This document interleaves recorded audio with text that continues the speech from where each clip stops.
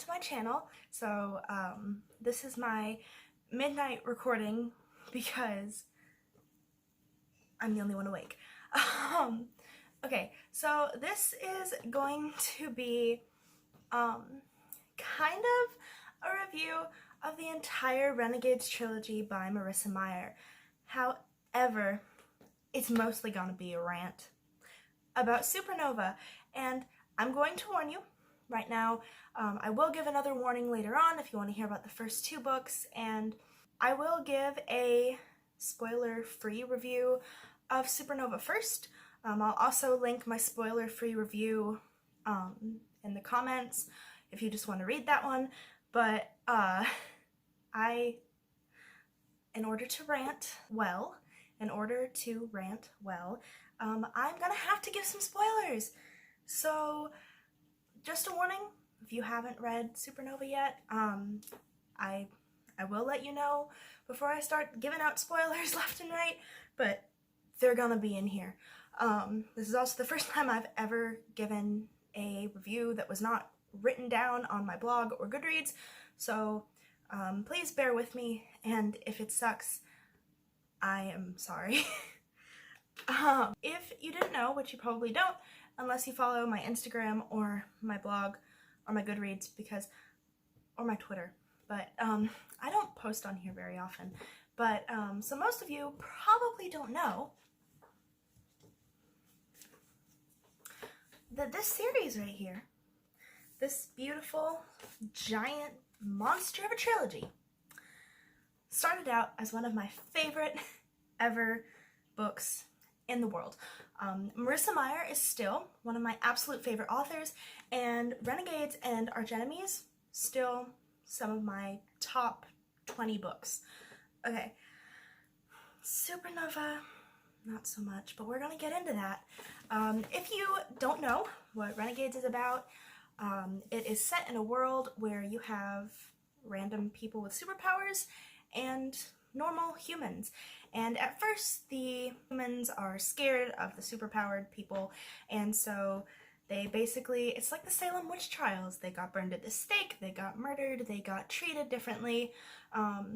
So one of the prodigies, which is the word for the superpowered people in this series, named Ace Anarchy, he basically overthrew the entire government and started a series of years of just plain anarchy in order to give the superpowered people power. Really good intention, really bad execution on his part. And basically this happens 10 years after the fall of Ace Anarchy, because during those years of anarchy, there was a group that decided to call themselves the Renegades. All superpowered, they decided to overthrow Ace Anarchy and his group of anarchists and all of the other villain gangs that popped up, and so they basically rebuilt the city. And this is about Nova Artino, who is the niece of Ace Anarchy, and Adrian Everhart, who is the son of two of the council members of the Renegades. So basically it follows them. Nova's point of view is that she wants to overthrow the Renegades because of some things that they did. And then Adrian, of course, wants to protect his family, wants to protect what he believes is right, and so it kind of goes back and forth through that.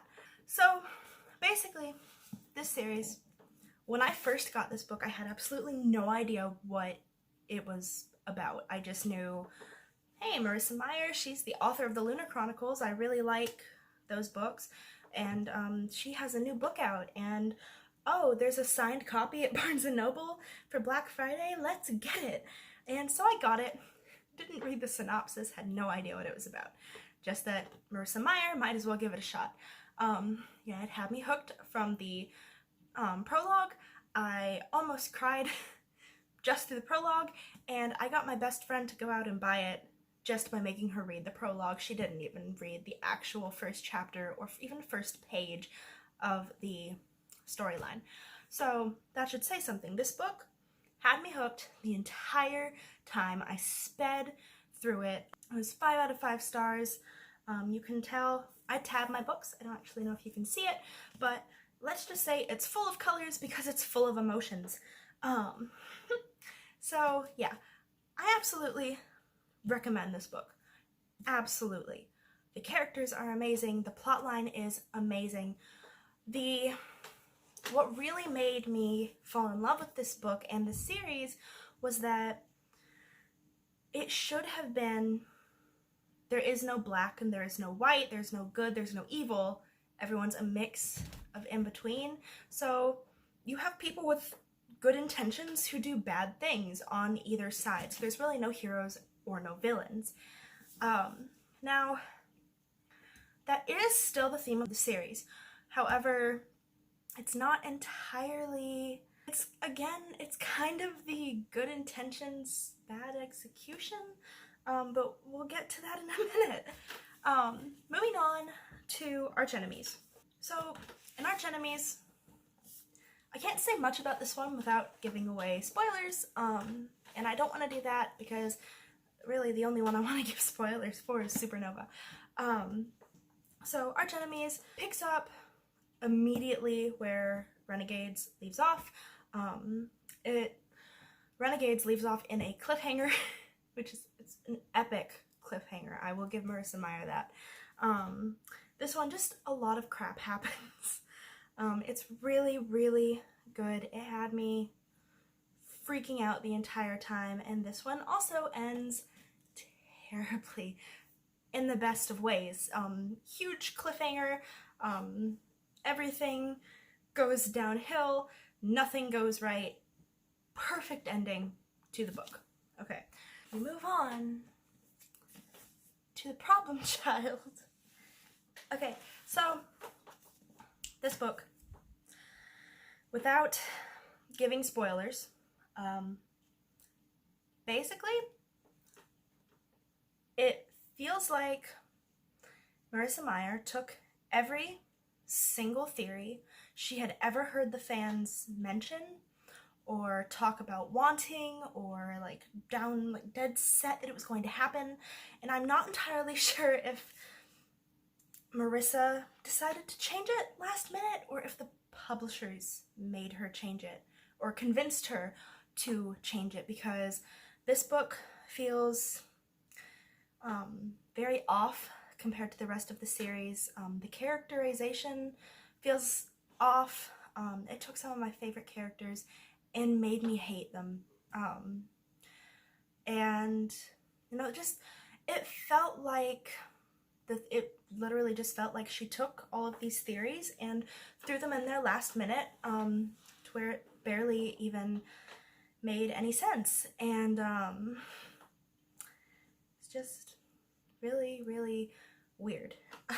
Okay, so here's the moment where if you do not want spoilers, just cut it off. Leave. I hope you enjoyed this part of the video, but I'm about to get into some crap. Okay, so Supernova. Assuming you are at this part of the video, then you know that Archenemies ended with Max being impaled, Ace being kidnapped, all that fun stuff. Okay, so if you don't know, the theories that I'm talking about, I feel like it's mostly around on Tumblr. That's where I've seen it the most. But all of the theories have been, one, that Phobia was the one who killed Adrian's mother, which I believed that from, I think, the first book. So that one, I believe wholeheartedly, was planned from the very beginning. I like that theory. I think it's a very good theory, and it does end up happening. So that one wasn't very surprising.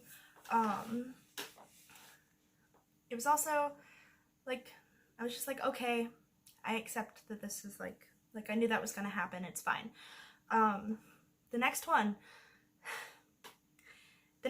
is that Ace was actually a manipulative jerk the entire time, And let me tell you, okay, the whole point of this series is there is no good or evil. Do not convince me that Alec Artino hired a hitman to murder his entire family. I won't accept it. The way he I get that he's very, very power obsessed.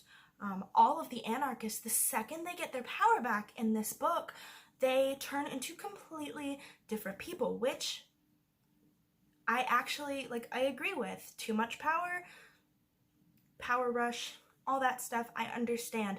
But you still cannot convince me that he mercilessly, without any remorse, murdered his entire family except for Nova because he knew she was going to be important. No. Okay.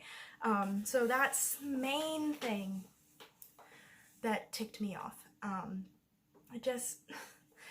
What should have happened, what I expected to happen, was that, yes, Nova's father had gone to the Renegades asking for help.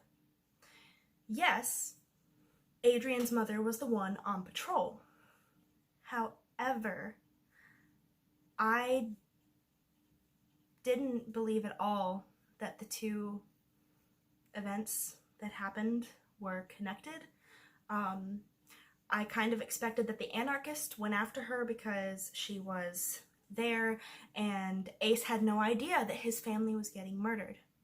I expected it to be the Renegades realized what happened, oh, they're so sorry, all this, and that's not what happened. They were still, of course, sorry, but it was, oh, we would have saved you from that terrible person a long time ago. By the time we got there, you were gone, we thought you were dead, all this stuff. And I don't know, it just took away so much of the meaning that she took Ace Anarchy, who could have been such a great, morally great character, and she just turned him into the stereotypical supervillain. The series had so much potential, and it genuinely just kind of ruined it. Another theory, another big one, the biggest one, actually, I think this might be what I'm the most upset about. The biggest theory was that Evie was still alive, and that Magpie was Evie. And I'm sorry, I had moments where I was like, oh, it would be cool if Evie had survived, but everything Nova did was for her family. For the family that she lost, she wanted to avenge them and make things right. Bringing Evie back made absolutely no sense. And honestly, every time I think about the epilogue of Supernova, I genuinely want to throw the book. I think when I read it, I slammed the book closed and threw it onto my bed. The epilogue shouldn't have happened. The only way that will make me forgive the epilogue is if there's a short story series or novellas that kind of wrap it up, or if there's a sequel series, because it was left very open-ended. It was not a satisfying ending because it was not from either of the main characters' points of view. And Evie, Magpie, whatever you want to call her, if you were going to bring her sister back, at least let them know about it. Don't make her hate her sister. It's just, if you were going to be so stereotypical in the first place, just make it all the way stereotypical and don't make her hate her and not know the truth. Honestly, the only thing that saved this book was Leroy. He was one of my favorite characters. Through the entire series, you could tell he genuinely cared for Nova, and that was the one thing that Marissa kept, was that he did genuinely care for Nova. So Leroy is one of my favorite things. Honey made me so mad because she went from being this person who took care of Nova and all that to trying to murder her. Winston made me cry a lot. Warning, there's a trigger warning for Winston. There's also a couple for Adrian. But I think Winston made me cry the most. Yeah, like there were good parts. There were parts that made me smile, there were parts that made me laugh. Oscar and Ruby, Max, they were all amazing, but the characterization of Nova and Adrian specifically, along with Ace and Honey, I think those are the main four. They just felt so wrong and so off, and it was so weird. And Renegades and Arch Enemies were either 4.5 or 5 stars straight away. I think I gave Supernova 4, and I think I may have had to force myself to give it that high of a rating. It just, I don't know, like, I would love to actually hear, like, why she did this, because it genuinely does feel like she changed the ending to what it was supposed to be initially, because some of the theories, they were referenced in books 1 and 2, especially Phobia. I knew Phobia was going to be in there. That one, I fully believed that wasn't fan service. However, also Dana being a lesbian. I'm not upset about it. I actually think her and Narcissa are really cute, but it does kind of feel like she only gave Dana a love interest because the fans were asking for it and insisting that Dana was a lesbian. And again, I don't mind that at all. They're really cute. It just felt a little weird. And I really do. I focus on like chemistry and what makes sense with the story. But I think just Ace and Evie, I think those are the biggest things. I want to know if that was something she'd had planned from the start, or if it was something that she changed, either because all the fans wanted it or the publisher wanted it or what, because I genuinely am really confused. And if she's said this, if she's like answered these questions in like a Q&A and I just didn't see them, please direct me towards them, because I would love to get the answers. But overall, I still absolutely recommend this series. I think my feelings on it are a little bit like how my feelings were with the Divergent trilogy, except I love the first and second books and not just the first. The first is definitely my favorite, but the first and second are amazing, absolutely amazing, but be prepared to be a little disappointed in Supernova if you had the same feelings about the first 2 books as I did. So that wraps up my review. I really hope it doesn't sound like I'm trashing this series, because it is one of my favorites. Marissa Meyer is one of my absolute favorite authors. She is honestly the main author that I would love to meet in person one day. I even got gifted an arc of Renegades for Christmas from someone that I did a Secret Santa with, because I said it was one of my favorite series, and she just so happened to have a physical arc, and I cried. So I really hope you don't take it as like bad that I like trashed this book, because I tried to point out the good things too, but I haven't been able to rant about this book yet because my best friend is still reading it. She's actively in the middle of it, and I refuse to give her spoilers on this series, or any series in general, but like especially this one. I made her block all notifications from anyone who posted about this series until she read it. But yeah, so I hope you guys enjoyed, or at least kind of appreciated, my review of the series, and mainly Supernova. If there's anything you would like to see me do differently with my video reviews, I'm going to be doing another one for the Folk of the Air trilogy by Holly Black soon. Trust me, that one will be a lot more positive and upbeat because I love it so much, but that's for another video. So if you like this and are interested in seeing more, Please click subscribe. If you've read any of these books, let me know what you thought in the comments, and I will see you guys next time. Bye!